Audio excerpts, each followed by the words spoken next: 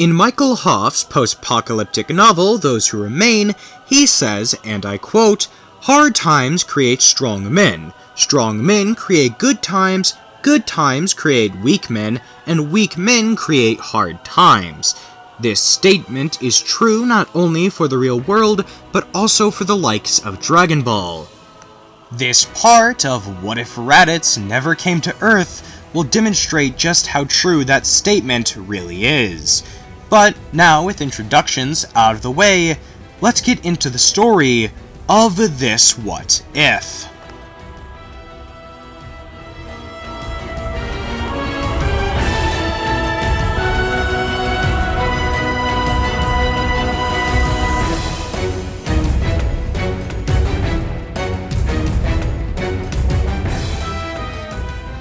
Half a year has passed since what would have been the Saiyan arc, except here it was a fight between Piccolo and Goku, a rematch that settled the score once and for all. In these 6 months they have had various encounters, except much less, well, fatal, as neither were trying to kill each other. Never a problem for Goku, but it certainly was for Piccolo, except now, well, now it's not. He realizes the only challenge he will ever have, or at least to his knowledge, is with Goku.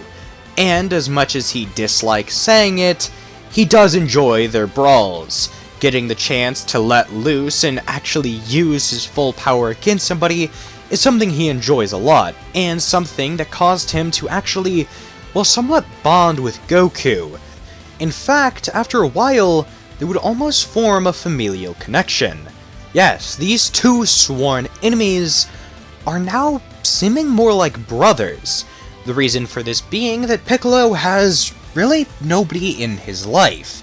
In the original, he clung on to Gohan, who was the first person other than his father to ever show him any kindness. And here, Goku would be doing the same, except in a much more prevalent manner, as he didn't really get the chance to in the original. Here, Piccolo would open up a bit, and Goku takes full advantage of that opportunity while Piccolo's guard is down, much like how the Green Man had done to him in the past, except here, instead of taking the chance to nearly kill him, Goku instead tries to connect with him, bond with him, and possibly make him into an ally rather than an anti-hero, which at this point is what Piccolo would be. Although he actually is able to make it through, and get Piccolo to fully transition into being a good person, even if you'd never be able to get him to admit it. Although not everything is sunshine and rainbows, as outside of the Earth's atmosphere, a ship is currently in orbit, scanning for power levels and noticing a few that are particularly high, as well as the planet's overall strength being quite incredible. Although there is one person on the planet that particularly piques someone on board's interest, that being a Saiyan known as Kakarot. The person who is intrigued is a fellow Saiyan warrior, that being Turles.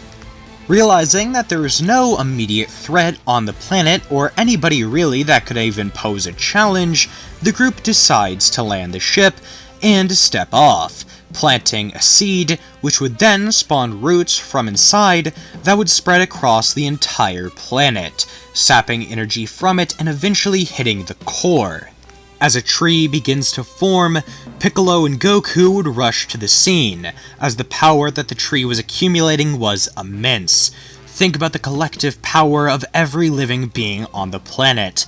There are billions of humans, each with power levels around 5. That's the average, and there are people there with far higher than that. After arriving on the scene, the duo are absolutely dumbfounded. There's somebody that looks like a spitting image of Goku, and a team of people who are absolutely alien. Here, we would get the bomb drop that Goku himself, in fact, is an alien. A Saiyan, and a low-class Saiyan at that. Now, of course, this means basically nothing to Goku, but it is a pretty crazy reveal. But, as often happens in Dragon Ball, a fight would break out between Piccolo and Goku, and Turles and his squad. And to say that this fight does not go in the favor of the Earthlings, is an understatement. Goku and Piccolo each were far stronger in the Tree of Might movie, having power levels of 18,000 and 30,000 respectively. Here, at most, they're around 3,000, which I'm only giving them because if I didn't, they would die. The story would be over here and kaput.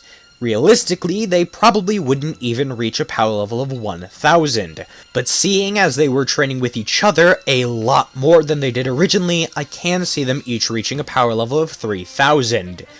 But that's the most they're going to get, and realistically, they probably wouldn't even get that far.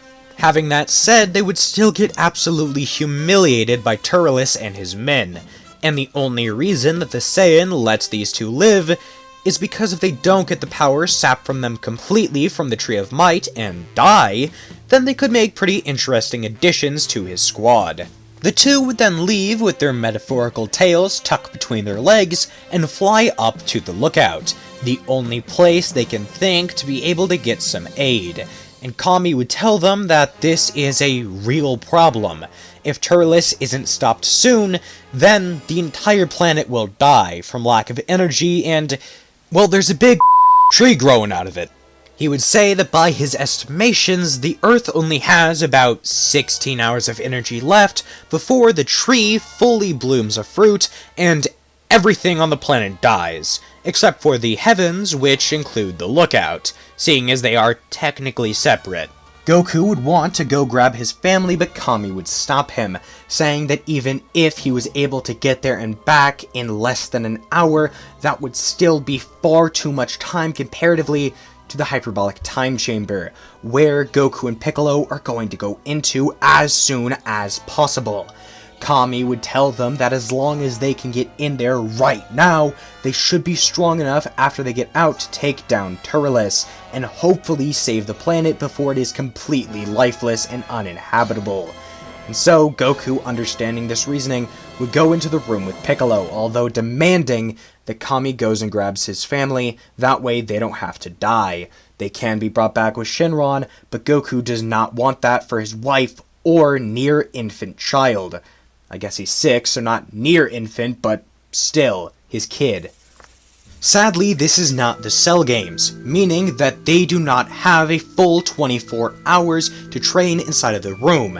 They only get 16 hours, which translates to 8 months inside of the room, meaning that they're not going to get as much training as they possibly can. But that shouldn't matter because 8 months is still a long time, even though I suspect they would only spend about 7.5, that way they still have some time to fight off Turles and his goons before the planet is completely uninhabitable.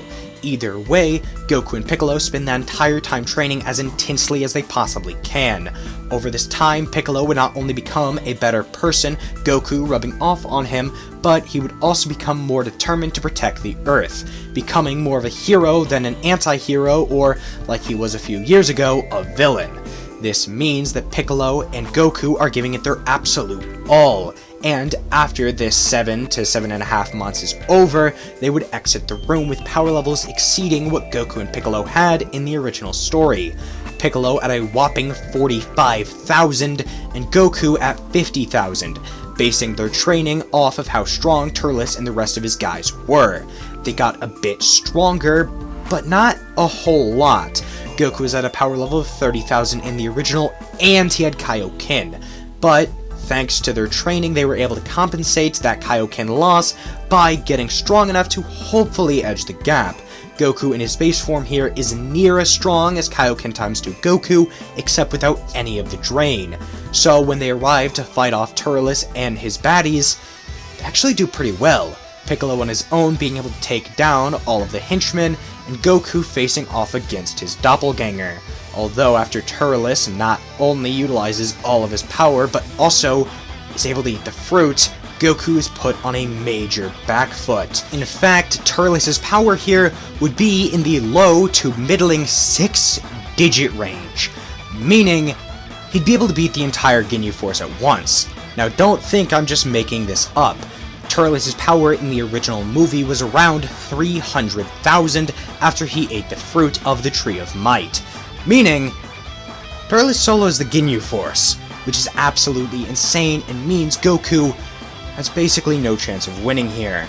Although, after Gohan enters the battlefield, it seems as if maybe he does. But that's not just because Gohan is incredibly powerful. He isn't actually that strong, probably only having a power level around 5,000, because remember, when Gohan gets angry, he gets strong, and here he's a lot older than his Raditz fight self.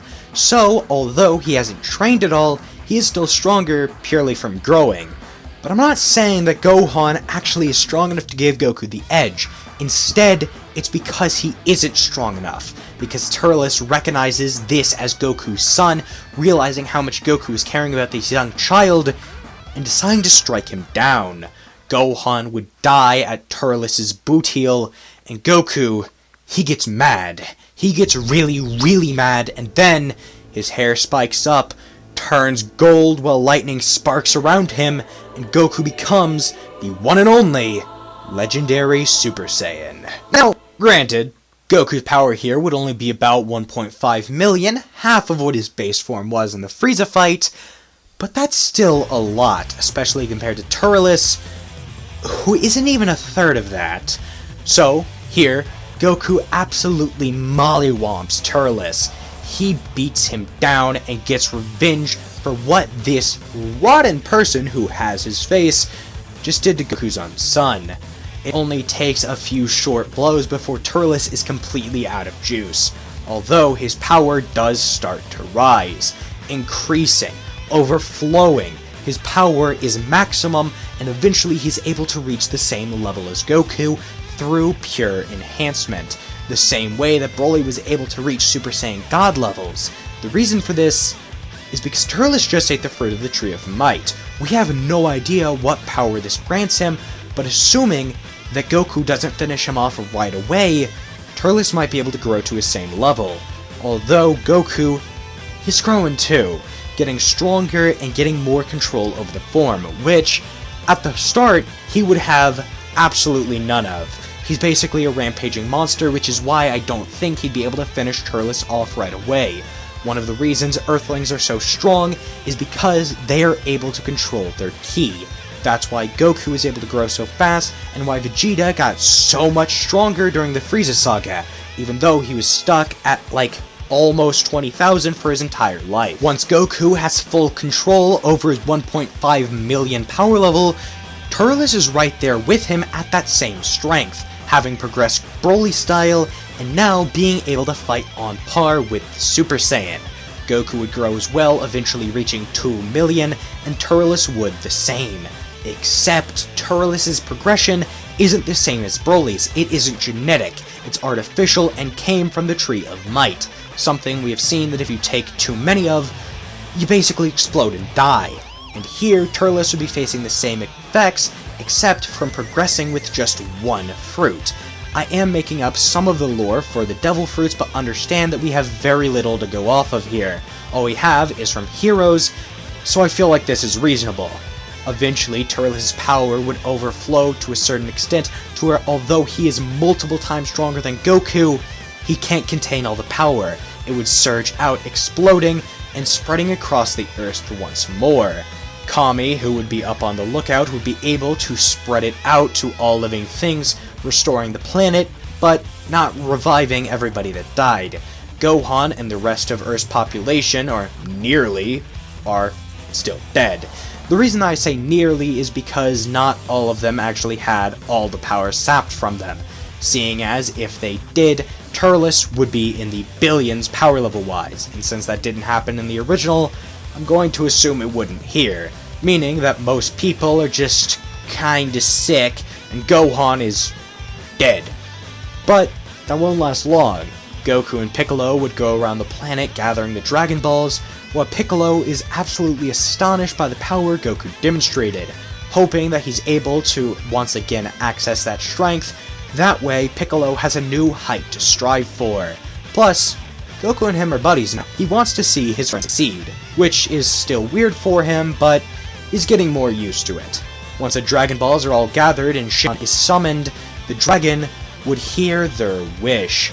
Gohan to be resurrected, and the Earth to be restored perfectly to how it was before, which is almost 2 wishes, but I feel like Shenron would be able to do it. And therefore, everything's good. Or so it might seem. This might have been a replacement for the Saiyan Saga, but we still have the Frieza Saga to go, and Earth currently is looking like a pretty juicy snack for a certain frosty demon. But more on that next time. But for now, that's where we're leaving things. If you'd like to see this series continue, let's get this video to around 50-55 likes.